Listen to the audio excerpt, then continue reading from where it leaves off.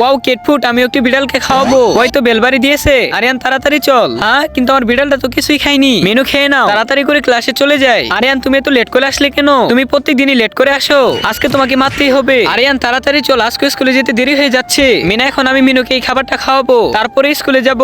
এই তো মাথায় একটা বুদ্ধি এসেছে। মিনুর খাবার রাখার জন্য একটা বক্স বানাতে হবে, যাতে মিনু বক্সের ভিতর থেকে খুব সহজে খাবার খেতে পারে। বক্সটা বানানো হয়ে গেছে। আরিয়ান এই দেখে এটা কি বানিয়েছি? এইটা আবার কি?